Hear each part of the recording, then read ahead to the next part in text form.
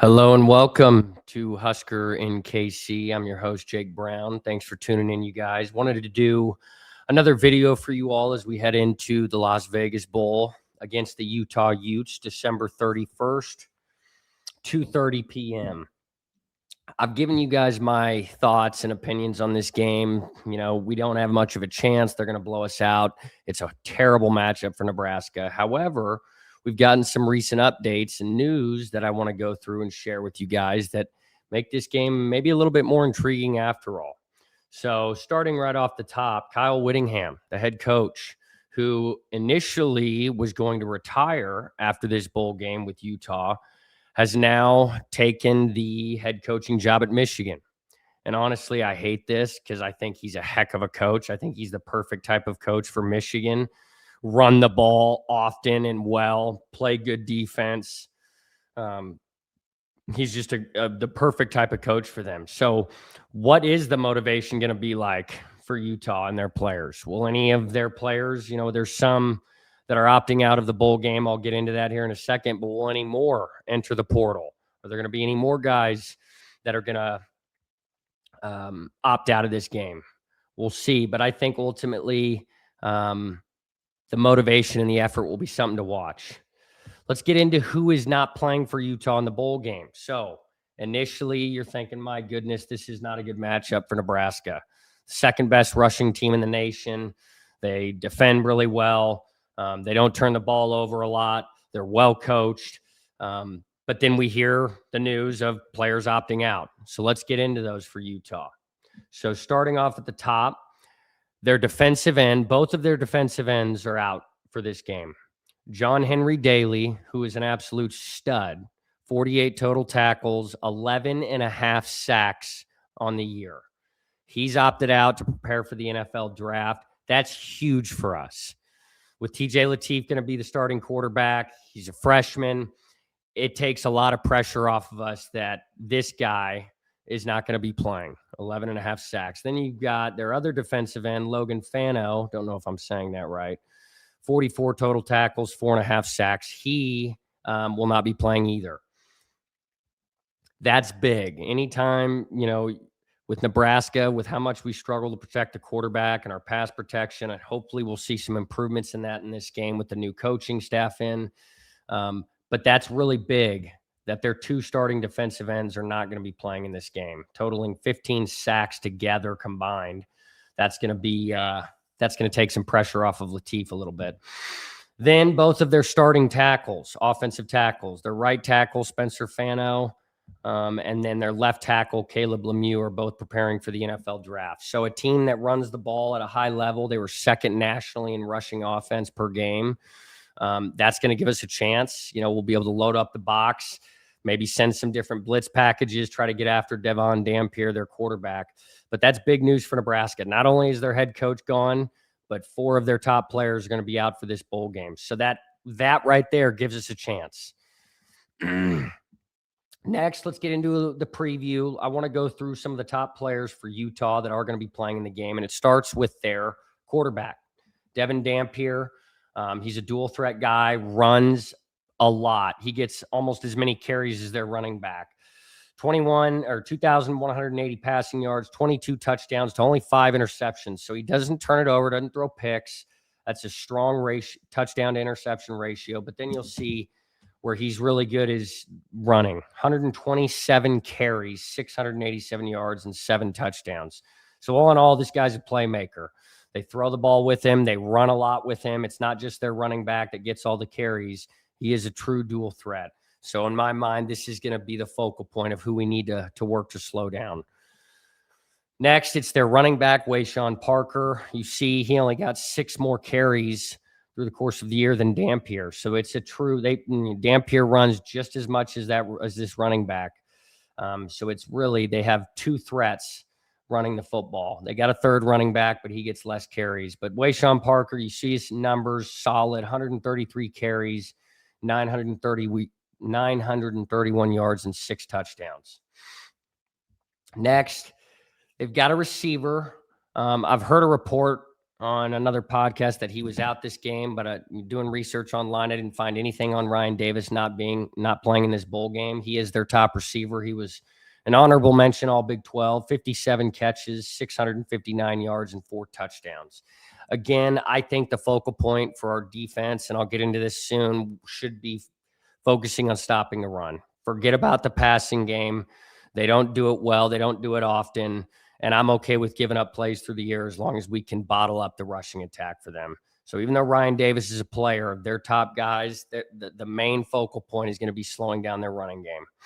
On the defensive side, I know their top defensive player, Henry Daly, the defensive end, is out, who's got 11.5 sacks, but they've still got some players. Jonathan Hall, their linebacker, 65 total tackles, 2.5 sacks, and a forced fumble. And then in their secondary, which is the strength of their defense, a very good pass defense, much like Nebraska. Safety Jackson Benet, 61 total tackles, leads the team with 4 interceptions. Statistics, let's get into that. Defensively, Utah is allowing just 18.67 points per game. That's 17th nationally. Pass defense, 177.5 yards per game. That's 17th nationally. Very similar to Nebraska's pass defense. That is the strength of their team. Here's where we have an opportunity. They have one of the worst rushing defenses in the nation, which is not normal or typical for Utah. Giving up 183 yards per game, 111th nationally. That's the area of opportunity for us. With TJ Lateef, who's a mobile quarterback, a couple of new running backs, Mosey and Nelson, going to be getting more playing time. This is what we have to attack. There's 2 starting defensive ends are out. We need to attack that. Try to get 150, 200 yards rushing in this game if we want to have a chance. So all in all, their total defense gives up 360 yards a game. That's not great. Middle of the pack in the nation, 60th nationally. So they stop the pass well, but they do not do a good job of slowing down the run. Very similar to Nebraska. I feel like a lot of people aren't aware of this. Coming into this, I wasn't aware of this until recently. I just assumed they stop the run well, but they don't. So that's another. With their 4 guys out and their inability to slow down the running game, that's an opportunity for us. Could make this a game. They gave up 400-plus yards rushing to Kansas State at the end of the year. Kansas played them hard at the end of the year. And that's because their inability to stop the run. So the offensive game plan for Nebraska, run the ball. Very similar to when we had Emmett Johnson during the regular season. He ain't playing. But again, that's what we have to do. Attack the weakness of their team, and that's the rush defense. They defend the pass well. They've only allowed 6 passing touchdowns through the year. Lateef hasn't shown a lot of ability to throw the ball at a high level. We don't throw downfield a lot with him. I think we're going to focus on the running game, the zone read, the triple option. I think we're going to open up the playbook a lot with Lateef, with Mekhi Nelson, Isaiah Mosey. Hopefully we see some jet sweeps and Ja'Cory Barney get involved in the run game. But I think we're going to open up the playbook. But I think the focus is going to be running the football. That's where we have a chance to win the game because they haven't shown the ability to slow it down. It's weird how similar they are to us. They have a strong pass defense, horrid rush defense. Then you put on top of that, they don't have their starting defensive ends that are studs. That's another opportunity. They're going to have new guys in there. I think with Lateef being a fast, mobile quarterback, you have a big opportunity in the zone read option run game where we can find some openings and get some big plays. Offensively for Utah, they are solid. 41 points per game, that's 5th nationally. So even though they don't have a strong passing attack, their running game is elite. Rushing offense, 270 yards per game, that's 2nd best in the country. So that's a matchup problem. I know we've gotten rid of our defensive coordinator and D-line coaches, brought in the new guys.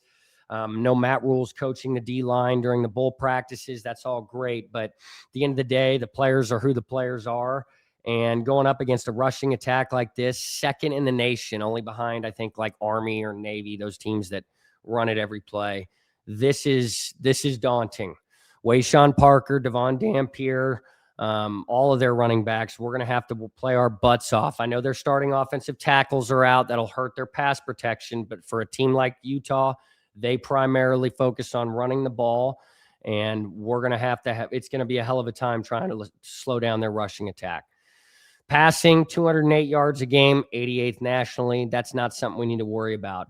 Total offense, though, 6th nationally, 478 yards per game. So the game plan, load the box. I think we're going to see more aggression from our defense, and our play calling with Phil Snow running the defense for the bowl game.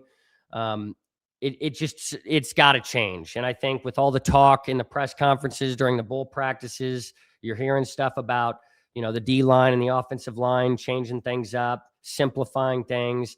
But I think you're going to see us load the box, 4 down linemen every play. And the key is to slow down their quarterback, Dampier.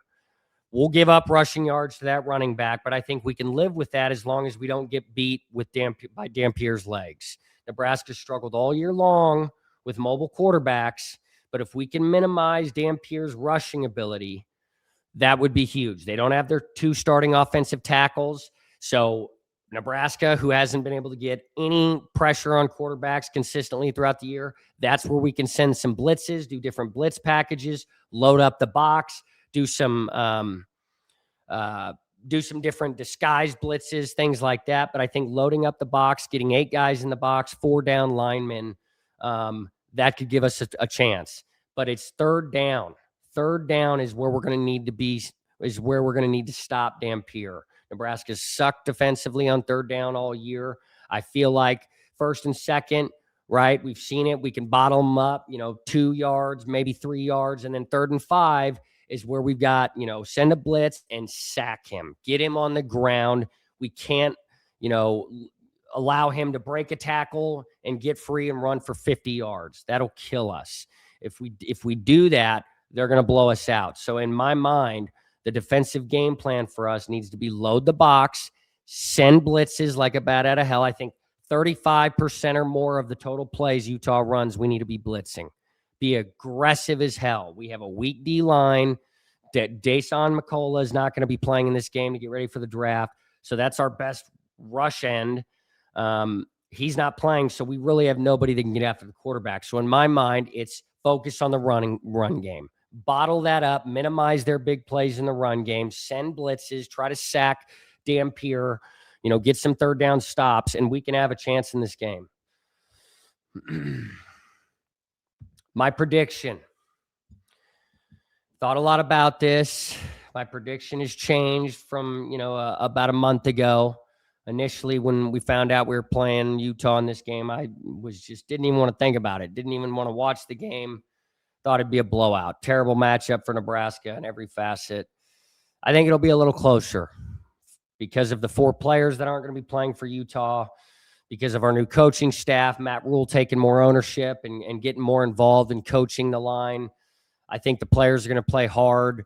We're hearing a lot of good things from practice. So I think we'll keep it close until the 4th quarter. I think that's when we will struggle to contain Dampier. I see him breaking out for a couple big runs in the 4th quarter. I also think Latif is going to throw a couple interceptions. I think we'll do well running the ball. I think we'll have 150 plus rushing yards, between Latif, Mosey, and Mekhi Nelson. But I think Latif's going to struggle to pass. I don't think we're going to throw the ball a lot, but I think when he does, he's going to make mistakes. I think he's going to throw at least a couple of interceptions. Unfortunately, this is a good pass defense, a veteran secondary. And I think ultimately our inability for the whole game to bottle up their rushing attack. And I think it'll be Dampier. I do. We've struggled against mobile quarterbacks. So I think ultimately Utah wins 31-17, pulls away at the end by a couple of scores. But I think it'll be an admirable performance by Nebraska. I think it'll be close in the first half, and then I think eventually they'll start to pull away, the untimely interceptions by Latif. So it'll be a sad finish to the season, but I think most Husker fans are already looking forward to next year, what we do in this transfer portal, how aggressive we get, who we go after, the money we spend to get some big-name guys. I think there's a lot to look forward to. So let's get in next to basketball. Not as hefty of a preview for our next game. Nebraska basketball plays New Hampshire next Tuesday at 8 o'clock, our last non-conference game before Big Ten play. New Hampshire, they're 4-8.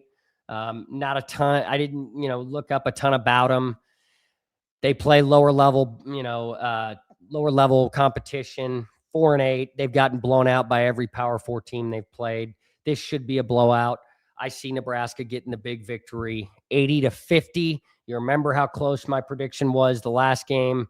We'll see how close this one turns out, but I see the Huskers blowing out New Hampshire, 80-50. I think we'll see good stuff from everybody. Hopefully we get a lot of guys in the game, and we can keep the starters fresh and healthy for the big one, which is Michigan State on January 2nd. So I think the Huskers keep on rolling. They'll get to 13-0 heading into that big primetime matchup against Michigan State on the 2nd. Cannot wait for that game. That will be one of the biggest games in my lifetime for Nebraska basketball at home. It'll be a crazy environment. Can't wait for that. So that's all I've got today, guys. I will continue to put out videos throughout the coming weeks, talking transfer portal, who Nebraska's targeting, any news around recruiting. There's a lot going on, but hopefully the Huskers can play well in the bowl game. Hopefully we get a surprising win against Utah. We'll see. Thanks for tuning in, you guys.